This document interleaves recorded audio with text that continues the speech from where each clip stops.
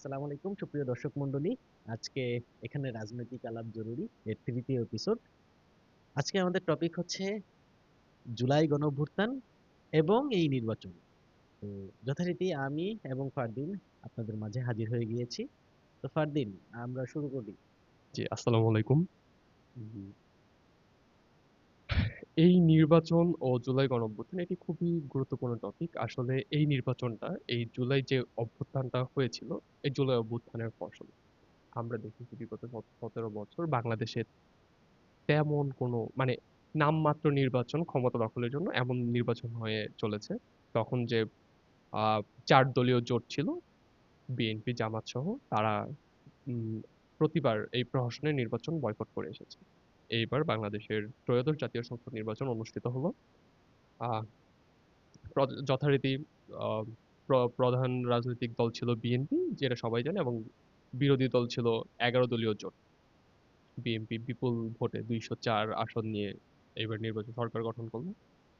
আহ তো এখন প্রশ্ন থেকে যায় যে এই নির্বাচনের পরে জুলাই যোদ্ধাদের মন মনের মধ্যে বা যারা জুলাই আন্দোলনে সহমত পোষণ করেছিল বা চেয়েছিল আকাঙ্ক্ষা, সেই কতটুকু বাস্তবায়ন হলো বা হলো না?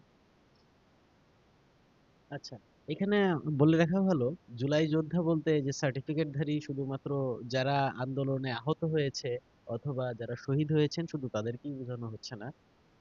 যারা এই মুভমেন্টে ছিল, আহ, যাদের কোনো রকম কোনো পলিটিক্যাল পরিচয় নাই, যেমন আমি, যেমন ফারদিন, তো তারা আমরাও খানিকটা আশাহত। হ্যাঁ, আমরাও খানিকটা আশাহত। কারণ জি, সে ঘুরে ফিরে এক কথাই বলতে হয় যে আমরা যাদের শুধুমাত্র মূল ফোকাস ছিল জুলাইয়ে যে আমি যাচ্ছি আমার দেশের জন্য, আমার দেশের মানুষের জন্য। এরপর কে আসবে, কি আসবে আমরা এটা চিন্তা করিনি। আমরা চাচ্ছি যাতে আমার দেশের মানুষের সাথে আর অন্যায় অবিচার না হয়। এটা আমরা সহ্য করতে পারিনি। এইজন্য আমরা জুলাইয়ে গিয়েছি। এবং এমন অনেক মানুষ শহীদ হয়েছে। আবার এমন কিছু লোক ছিল যারা গেছে তাদের দলের জন্য। যে আমি চাই আওয়ামী লীগ সরুক, আমার দল যাতে এরপরে ক্ষমতায় আসে। এক একজনের মনে এক এক রকমই ছিল, যেটা আমরা পরবর্তী সময়ে টের পরবর্তী পেয়েছি। সময়ে আমরা বুঝতে পেরেছি যে হ্যাঁ, আমরা একই সময়ে যুদ্ধ করেছি একটার বিরুদ্ধে, কিন্তু আমাদের এক যে একজনের মোটিভ ছিল একেকজনের এক উদ্দেশ্য ছিল একেক রকম। এক রকম। আহ সেই উদ্দেশ্যের কথা বলতে গেলে আমরা যারা উদ্দেশ্যহীনভাবে গিয়েছি, আমাদের উদ্দেশ্য এখন আমরা যারা উদ্দেশ্যহীনভাবে বলতে আমরা যাদের কোনো রাজনৈতিক উদ্দেশ্য ছিল না জুলাইয়ে, আমরা খানিকটা আশাহত।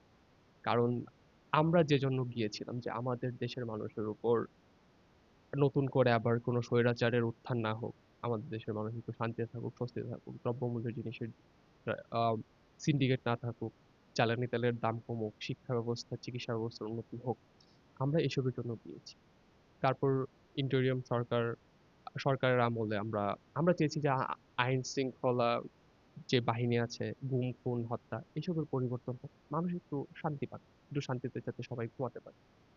কিন্তু এখন এই নির্বাচনের পর এসে যেটা মনে হচ্ছে জনসাধারণের, যেহেতু সামাজিক যোগাযোগ মাধ্যম এখন খুবই উম পপুলার একটা জিনিস রাজনৈতিক থট শেয়ার করার জন্য। তো সেখানে যতদূর দেখে আমার মনে হলো যাদের কোনো রাজনৈতিক উদ্দেশ্য ছিল না তারা মোটামুটিভাবে এখন হতাশ।